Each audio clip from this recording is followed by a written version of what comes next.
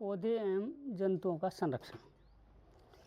तो जो पौधे और जंतुओं का जो संरक्षण होता है उसमें सबसे पहली चीज़ आती है वनोन्मूलन। क्या आता है? वनोन्मूलन, जो आजकल का जो एक विषय है, जिसे तात्कालिक विषय कहेंगे अपन। वनोन्मूलन और उसके कारण क्या है ना। पहले तो वनोन्मूलन क्या होता है और उसके कारण क्या हैं जो तत्काल में हैं। देखो, वनोन्मूलन से तात्पर्य है वनों को हटा करके अथवा समाप्त करके प्राप्त भूमि का उपयोग अपने कार्यों के लिए करना। क्या है वनोन्मूलन का जो मतलब है? वो क्या है? वनों को हटा करके अथवा समाप्त करके जो प्राप्त हुई भूमि है उसका उपयोग हम अपने कार्यों के लिए करते हैं, वो होता है वनोन्मूलन। अब जो वनों की कटाई के उद्देश्य हैं या कारण हैं, उनमें प्रमुख कारण कौन कौन से हैं? एक तो है कृषि के लिए भूमि प्राप्त करना, जो प्रथम लक्ष्य हमारा, कि जो जनसंख्या बढ़ रही है उसको खाद्य चाहिए, उसके लिए जो है कृषि के लिए जो है भूमि चाहिए, है ना। खाद्य उत्पादन के लिए तो भूमि तो चाहिए। तो सबसे पहली चीज़ है कृषि के लिए भूमि प्राप्त करना। दूसरी चीज़ है घरों और कारखानों का निर्माण करना। घर निर्माण के लिए भी ज़मीन चाहिए, कारखानों के निर्माण के लिए भी ज़मीन चाहिए, ठीक है। तीसरी चीज़ आती है फर्नीचर बनाने के लिए और ईंधन के रूप में उसका उपयोग। जो वन है फर्नीचर बनाने के काम आते हैं, ईंधन के रूप में भी इसका उपयोग किया जाता है। हालांकि ईंधन का उपयोग तो जो है आजकल कम हो गया है, लेकिन फर्नीचर में उसका भरपूर उपयोग आज भी किया जा रहा है। अब इसमें भी दो चीज़ें हैं, वनोन्मूलन के प्राकृतिक कारक भी हैं। क्या हैं? प्राकृतिक कारक भी हैं और कृत्रिम कारक भी हैं, है ना। तो प्राकृतिक रूप से भी वनों को हानि पहुंचती है, जैसे कि सूखा पड़ने से। किससे? सूखा पड़ने से, है ना। कभी वर्षा नहीं होती किसी सेशन में, तो जो है 2 सेशन अगर वर्षा नहीं हुई तो जो है अकाल पड़ जाता है ना। काफ़ी हानि पहुंचती है किसान वर्ग को विशेष रूप से।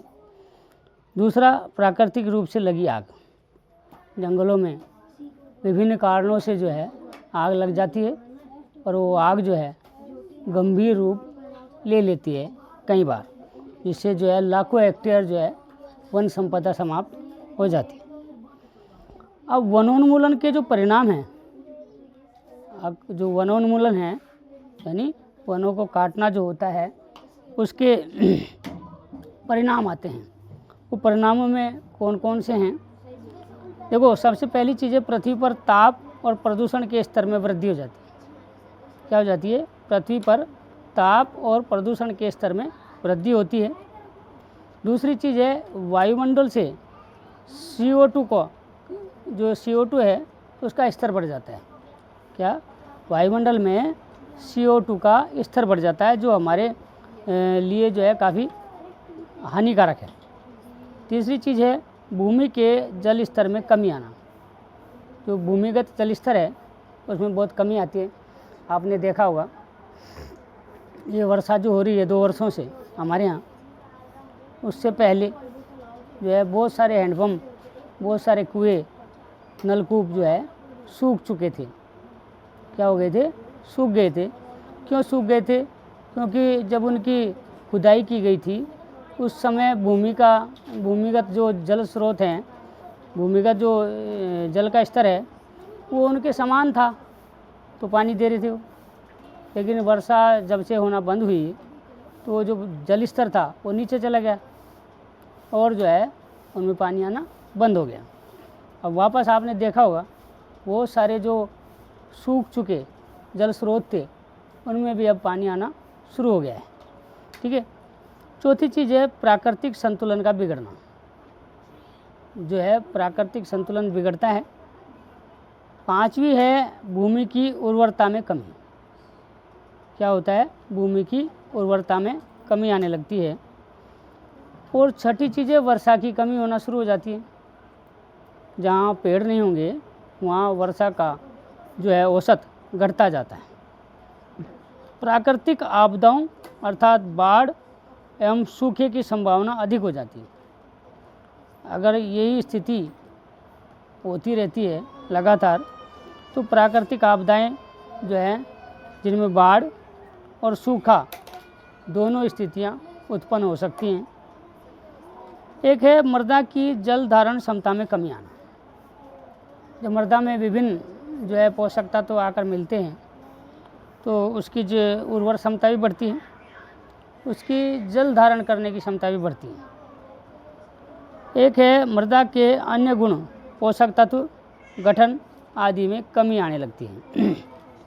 तो मृदा जो है देखो काफ़ी लंबे समय तक क्या जो मृदा है उसकी बनने की प्रक्रिया जो है काफ़ी ज़्यादा समय लेती है ना। तो अगर निरंतर इस तरह की चीज़ें होती है तो उसमें भी कमी आने लगती है, उसके गठन में भी। अब एक है मृदा अपरदन के बढ़ने से मरुस्थलीकरण में बढ़ोतरी होती है। क्या मृदा अपरदन जो होता है, मृदा अपरदन से तात्पर्य है कि मिट्टी का कट कर जाना। क्या होता है मृदा अपरदन? मिट्टी का कट कर जाना, जो हमारे लिए बहुत उपयोग की का जो स्तर है जिसे हम ऊपरी परत कहते हैं हमारी, वहाँ से यदि मिट्टी कट कर जाती है तो जो है जो कृषि है उसमें भी दिक्कत आती है और विभिन्न प्रकार की समस्याएं हमारे सामने उत्पन्न होती हैं, है ना। वो बहुत उपजाऊ स्तर होता है मृदा का जो अपरदन से खराब हो जाता है। ठीक है। वन और वन्य प्राणियों का संरक्षण जो है, अब उसकी बात करेंगे हम। देखो वन और वन्य जीवों के संरक्षण के लिए हमारे निजी प्रयासों के अतिरिक्त भी सरकारी एजेंसियों के द्वारा भी जो है संरक्षण का जो है वो किया जाता है, प्रयास किया जाता है। ठीक है। सरकार द्वारा इनकी सुरक्षा के लिए संरक्षण नियम, विधि और नीतियां बनाई गई हैं। उसके तहत जो वन्य जीव अभ्यारण्य, राष्ट्रीय उद्यान, जैवमंडल संरक्षित क्षेत्र आदि जो है बना करके उपाय किए गए हैं सरकार द्वारा, इन जीवों का संरक्षण हो सके उसके लिए जो है प्रयास हैं। ठीक है। अब विस्तार से पढ़ेंगे हम कि वन्य जीव संरक्षण के लिए जो सरकारी नीतियां हैं, सरकारी प्रयास हैं, उनमें जो अभी पढ़े थे हमने अभ्यारण्य, राष्ट्रीय उद्यान, जैवमंडल आरक्षित क्षेत्र, ये क्या होते हैं। देखो अभ्यारण्य क्या है? वह क्षेत्र जहाँ पर जीव जंतु एवं उनके आवास बिना किसी बाधा के सुरक्षित रहते हैं, अभयारण्य कहलाते हैं। क्या? वह क्षेत्र जहाँ पर जीव जंतु और उनके आवास बिना किसी बाधा के सुरक्षित रहते हैं, अभयारण्य कहलाते हैं। यानी कि यहाँ उन्हें किसी प्रकार की हानि होने की संभावना नहीं होती है। दूसरा है राष्ट्रीय उद्यान। देखो यह वह क्षेत्र होता है जहाँ वन्य जीव स्वतंत्र रूप से आवास एवं प्राकृतिक संसाधनों का प्रयोग कर सकते हैं। तो यहाँ भी जो है वन्य जीव स्वतंत्र रूप से रह सकते हैं और जो है प्राकृतिक जो संसाधन हैं उनका जो है वो उपयोग कर सकते हैं। एक होता है जैवमंडल आरक्षित क्षेत्र। यह ऐसा क्षेत्र होता है जहाँ पर वन्य जीव, पौधे, जंतु, संसाधनों तथा उस क्षेत्र के आदिवासियों के पारंपरिक ढंग से जीवन यापन हेतु विशाल स्थान संरक्षित किया जाता है।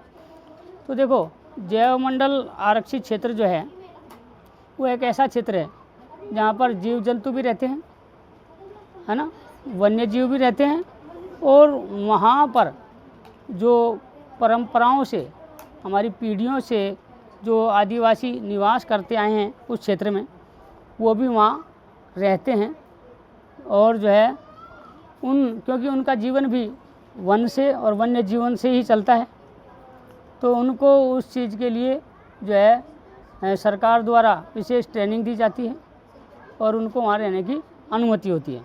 ठीक है। जैवमंडल आरक्षण क्या है? देखो जैव विविधता के संरक्षण के लिए, क्या जैव विविधता के संरक्षण के लिए बनाए गए क्षेत्र जैवमंडल आरक्षित क्षेत्र कहलाते हैं। क्या हैं? जैव विविधता के संरक्षण के लिए बनाए गए क्षेत्र जैवमंडल आरक्षित क्षेत्र कहलाते हैं। देखो ये जो परिभाषाएं हैं, ये परिभाषाएं एज इट इज आती हैं एग्जाम में, है ना, ऐसे कि ऐसे, और जो है काफ़ी लाभ मिलता है बच्चों को यदि जो है इस तरीके से आप लिखते हैं तो। अब आता है पेड़ पौधे और जीव जंतु। देखो ये जो अभी आप पढ़ेंगे वनस्पति जात, प्राणी जात, है ना, विशेष क्षेत्र प्रजाति, तो ये जो है परिभाषाएं हैं जो पूछी जाती हैं। गत वर्षों में इनसे संबंधित प्रश्न पूछे गए हैं। तो पहली बात होती है वनस्पति जात, पहली परिभाषा है वनस्पति जात की। किसी क्षेत्र विशेष में पाए जाने वाले पेड़ पौधे या किसी क्षेत्र विशेष में पाए जाने वाले पेड़ पौधे उस क्षेत्र के वनस्पति जात कहलाते हैं। ठीक है, उदाहरण साल, सागौन, आम, जामुन, सिल्वर फर्न आदि जो है ये क्या है, वनस्पति जात हैं।